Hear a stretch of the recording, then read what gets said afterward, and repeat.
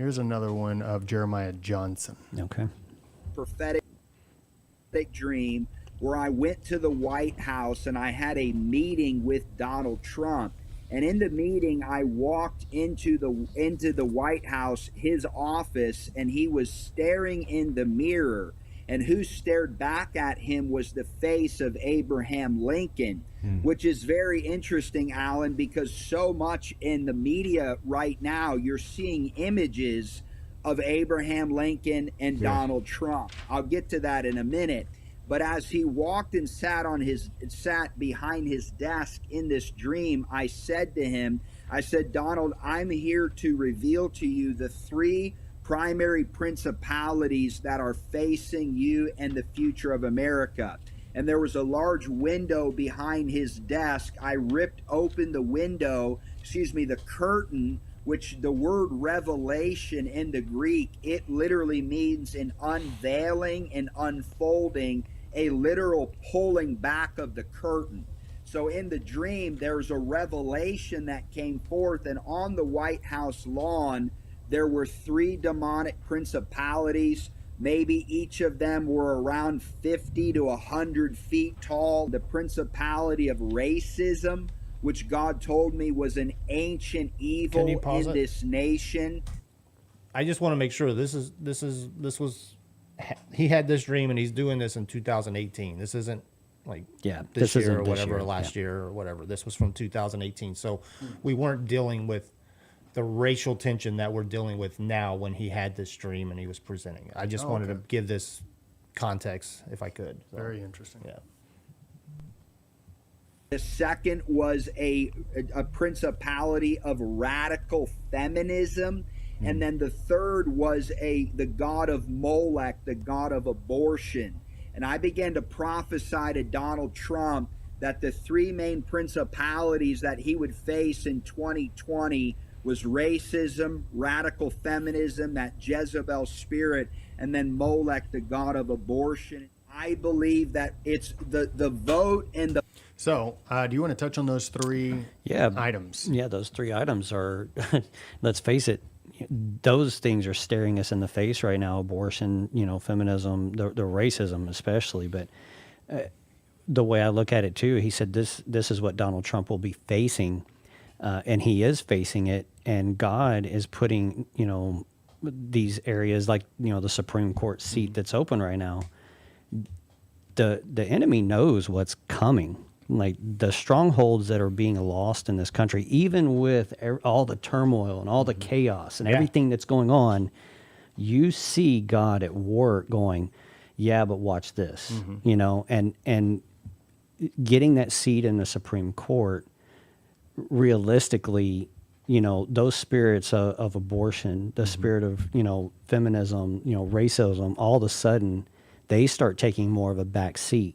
Especially abortion. I mean, that to me is a huge win, because the Moloch thing and that spirit that has been over this country for far too long, and people have been praying against this. God hears that, and it's like, look, we condone everything about that, and so God, He honors that. And so it's like he knows like that has no place in this country, and it never should have. And so standing against that and knowing that, hey, look, the enemy knows he's about to lose a huge stronghold in a country, which I think they were saying something like since the beginning of Roe versus Wade, just the black communities lost 44 million babies. I mean, that should just tear your soul of how important that. It's like, oh my God, like this is important. Like this is America. This can't happen here, and we've got to put a stop to it no matter what. Right. And that's what the enemy knows. He's under attack, and that's what this seat means. And so, with all the chaos and everything that's going on, it's nice to know, man, God's still in control, and He's got this thing figured out. It's up to us to get in line with what He's saying, what He's doing. Like, get in line with that. Yeah, and the three things that have come up. I mean, they rose up big time Oh. at the moment of his election. Yeah. You had the Women's March in Yes. April of 2017. Yep. And you saw the absolute wickedness that was wicked. perpetrated out there. Unreal. It was You bad. had Madonna, Yeah. Angela Davis, Ashley Judd. I used to like Ashley Judd. I know, we all did. Yeah. And she was a Kentucky Wildcat. Yep. She was a Wasn't a nasty wildcat. woman. But man, but the vitriol that was just put out there is like, Yeah. it was like, no, this is not women empowerment. This is anti-men. Yeah. It's Right. strictly. Yeah, come on. Yeah. And you better believe it. And it's anti-Christianity. Yeah. It's anti-nuclear family. Right. And so that has been, and it's all in one. Women's empowerment has become this single issue of abortion, pretty Yeah. much. Like, it's my body. I get to do what I want. Yeah. And it's like, so your entire women's movement to an extent is wrapped up in that. Yeah. And so all these three have come together because, They've rose up Yeah. tremendously. the BLM, the Marxist movement, Yeah. Marxism is all about dividing people Mm-hmm. up. And I was reading a quote. I was reading some stuff on, it's a quote on Malcolm X. And Malcolm X had it right. He's Mm-hmm. like, these white liberals, they're just tricking you. Yes. That's all they're doing. Yep. And so they're going to act like they love you and take care of you. And that's all it is. They want to take care of you. And it's like, that's a guy who got it. Yeah. And they're like, oh, well, there's a reason why they assassinated Malcolm X and Martin Luther King. There's Exactly. a reason. That's So yep. you got to keep that stuff in mind. And that, I think that goes to what he saw even here.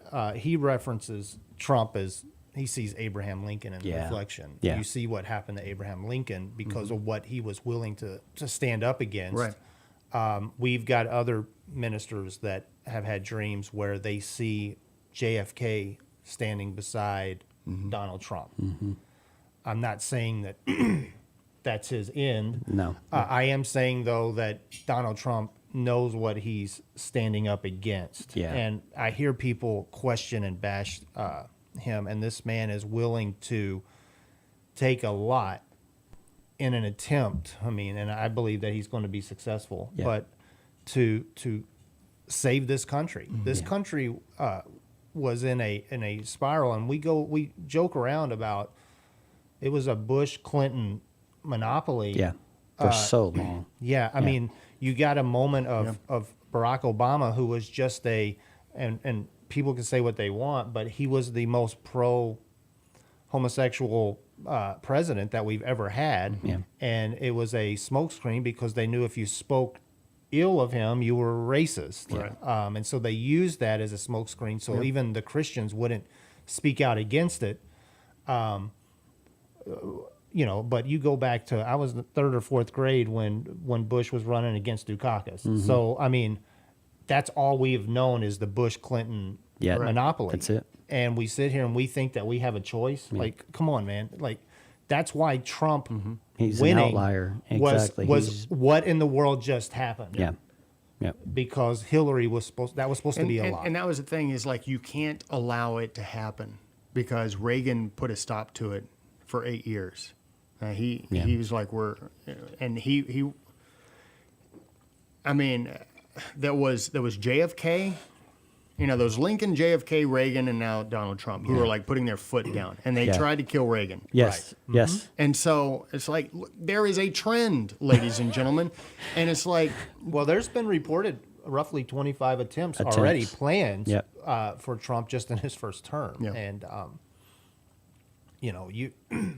we talk about treason and treacherous things, and I have a bad feeling that when we were listening to Kim talk about highly embarrassing things that are going to be revealed, and another Snowden arises, that a lot of these things that we are blind as the public. We go to work, we're working, we're doing our ball games, and God has just shut all that down. Like, it's amazing that we're just shut down. And God's saying, I want you to pay attention of what's going on in this world. Pay attention.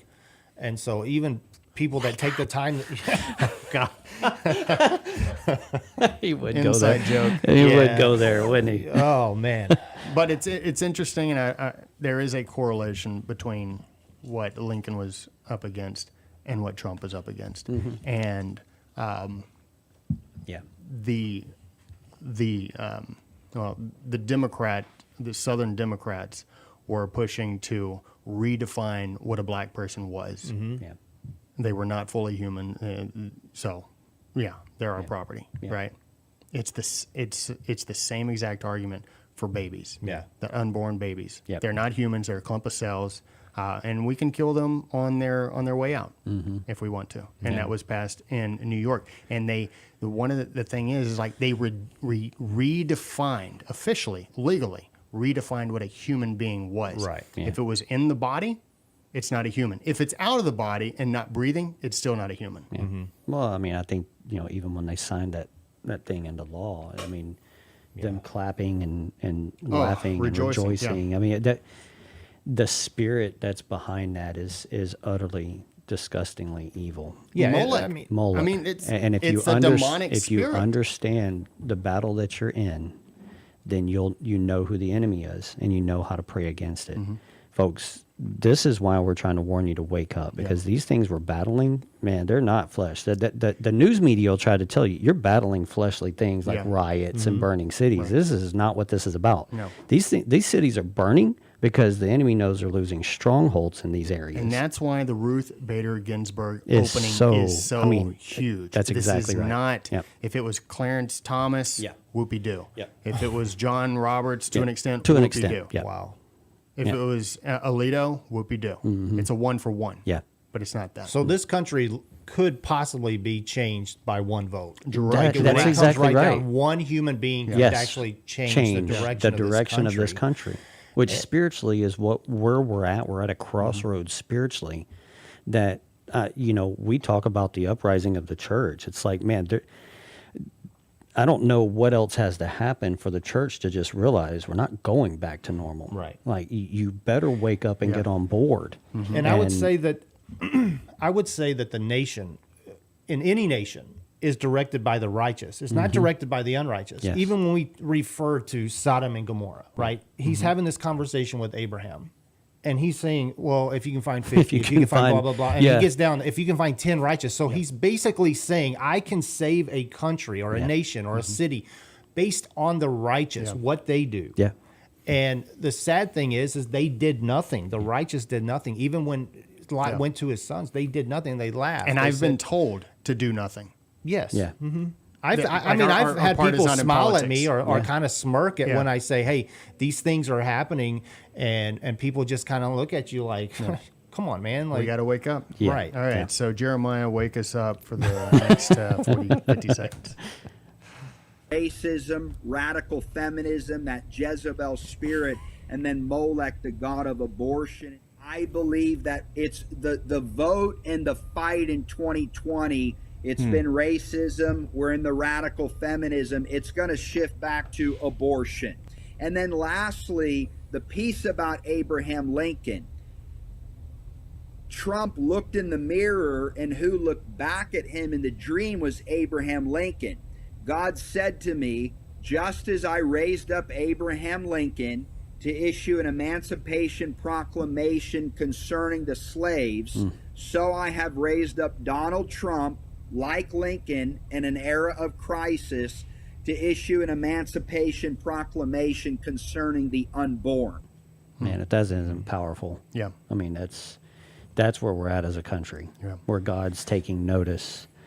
I mean, what he said about emancipation of abortion Yeah. is pretty powerful. It Could is. you imagine him actually having something written up to Declare. specifically, Yeah. exactly, Declare, yes, like life, the safety and sanctity of life. I mean, his last executive order he had to pass.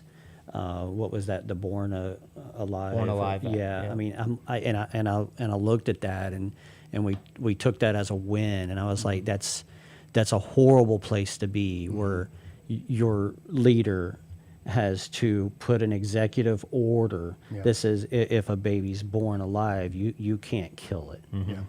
What a disgrace we are as a country. Correct. right now that every Christian should be on their knees going, God, please forgive us for even standing here letting this happen on our watch. Yeah.